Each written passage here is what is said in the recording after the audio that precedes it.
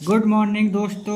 आज मैं competition related एक क्वेश्चन दे रहा हूं जो हमारा अनुपात से रिलेटेड है। जैसे इसमें दिया हुआ ट्रिक के तौर पे होता है कि यदि कोई राशि ए एक दिए हुए अनुपात P अनुपात Q अनुपात R में है तो P Q R की राशि बताना। यानी कोई भी हमें अमाउंट दिया हुआ है उसको हम अनुपात में कैसे बताएंगे, उसके लिए शॉर्ट ट्रिक होती है। जैसे हम P की राशि बताएंगे तो P बट्टा P plus Q plus R into amount, Q की राशि Q upon P plus Q plus R into amount, R की राशि R upon P plus Q plus R into amount. ये नॉर्मली ट्रिक में दिया हुआ। अब हमें जैसे क्वेश्चन दिया हुआ है इसको सॉल्व कैसे करेंगे। ये कह रहा है ₹3200 की राशि 5:2:9 के पी क्यू आर के अनुपात में विभाजित है, तो पी क्यू पर आर की राशि बताएं।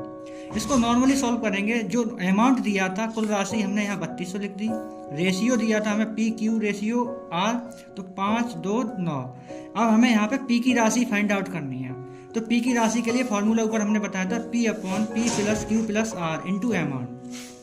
पी हमें यहाँ पे 5 दिया है। ये जो रेशियो दिया है इसको हम टोटल करेंगे और अमाउंट हमारे पास 3200 था। इसको टोटल करने के बाद ये लिखा, फिर ये 16 आया इसका एडिशन। इस 16 से हमने 3200 काट दिए, तो ये 16 2 यानी 200 बार कट गया। तो 5 का गुणा, जो यहाँ 5 बचा यहाँ 200, 5 दूनी 10, यानी कितने हो गए 1000 रुपये।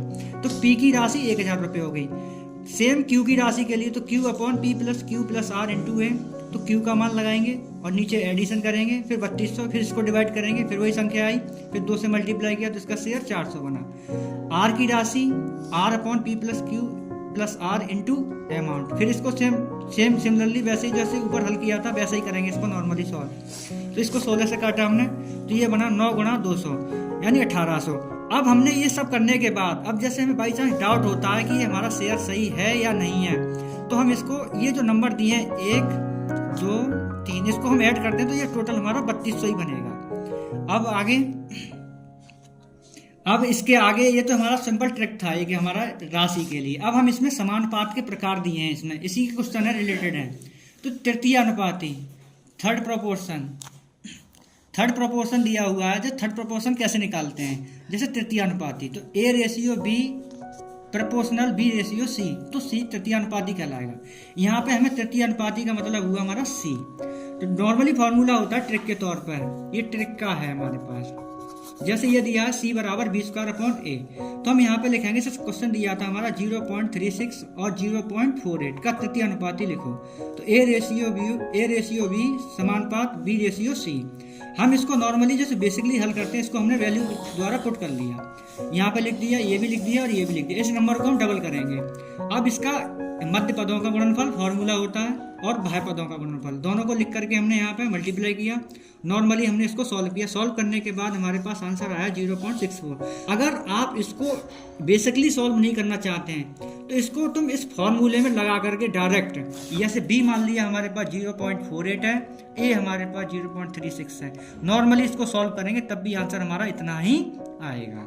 ट्राई करके देखें, मैंने फिलहाल बेसिकली समझाया यहाँ पे, बच्चे इसमें अपना ट्रिक लगा करके इसको सॉल्व करें। नेक्स्ट इसमें मध्यानुपाती होता है, मीन प्रोपोर्शन में क्या होता है, A और B का मध्यानुपाती √AB। यदि A और B का मध्यानुपाती A है तो सीधा नॉर्मली होता है कि A² बराबर AB। यहाँ A लिखेंगे, यहाँ A लिखेंगे और B लिखेंगे, तो A² बराबर AB।